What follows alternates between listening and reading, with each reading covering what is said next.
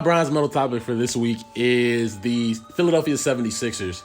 And honestly, the Sixers have been playing pretty good basketball so far this season. They're the third seed in the East. But my question for you guys is, doesn't it feel like the 76ers should be a little bit better than they are?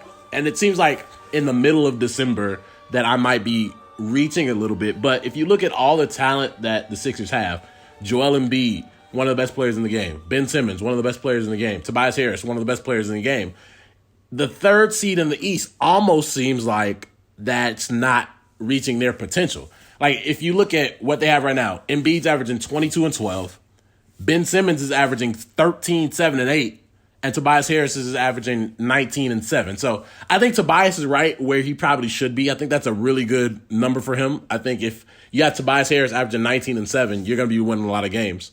Ben Simmons is the one that, for me, is just like, all right, like that's not anywhere near where we think Ben Simmons could be as far as his talent is concerned. 13 points a game, like it's obviously his shooting has been his biggest issue, but it's almost like he's not driving. Like obviously he's facilitating, he's grabbing boards, but his scoring ability is what made him one of the most coveted players in the league, and it looks like he's not even looking to score the basketball right now, which to me feels like that limits the Sixers' potential. What do you guys think?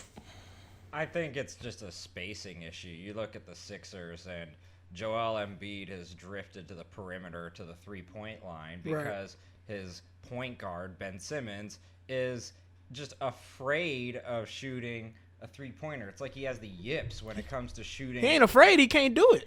Well, I think there's a reason. I think those two are linked.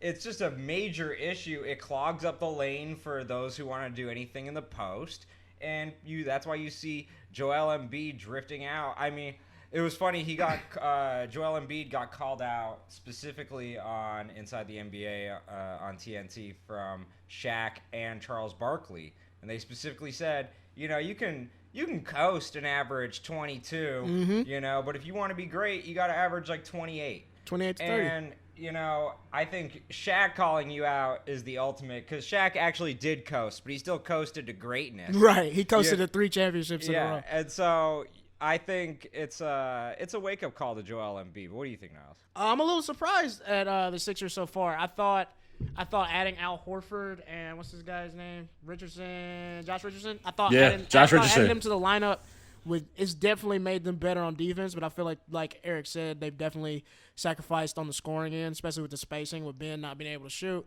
I even thought this was going to be a better year for Ben, considering he cut off Kendall Jenner this summer. I thought this was going to be a better year for him. I thought the Jenner curse or the Kardashian curse was off of Ben Simmons, but his scoring has gone down.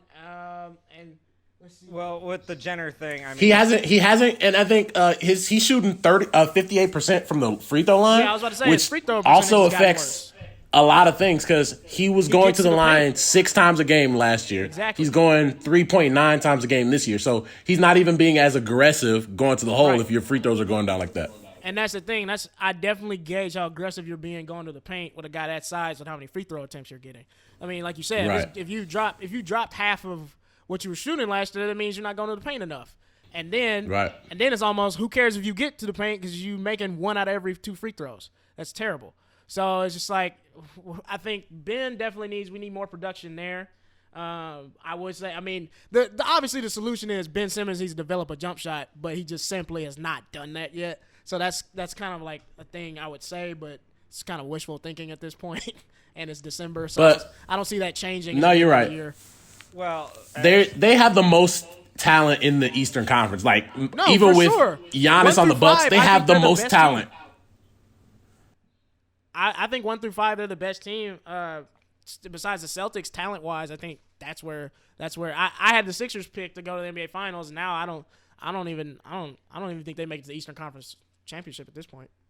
Well, the elephant in the room is that Jimmy Butler left, and because Jimmy Butler left, he was the alpha male on the team. And right now you have a bunch of beta males that are kind of conceding to each other. Joel Embiid doesn't have that killer instinct of like. I don't know about that. Well, no, in terms of like he has too much fun. He doesn't have enough. He has too much fun, dog. If you were a 7-foot African dude that didn't start playing basketball until you were 16, and now you make $20 million a year doing it, nigga, you be having fun too.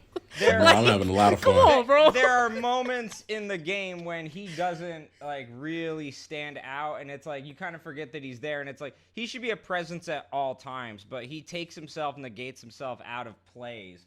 And this shows like you just need to have a little bit more drive and work ethic within the game, and you would be a little more consistent. Like Russell was saying, if there was more consistency going to the free throw line, it would mitigate a lot of the nights where your shooting is off.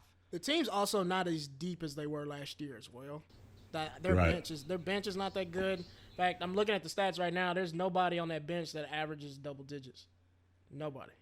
Well, that's what happens when you trade away key pieces. I Right. mean, they've lost a couple lately, and so it's just going to, there's going to be a little attrition. But you have Al Horford now.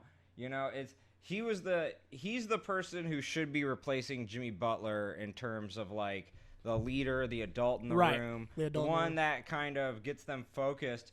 But I don't think that it's enough collectively. Yeah, that makes sense. It's still, it's crazy to me how young Joel Embiid and Ben Simmons still are. You know what I'm saying? And I think last year they garnered a lot of playoff experience, but it looks like it hasn't really carried over. And they had a heartbreaking loss. Like, people forget this team was one win away from going to the NBA Finals.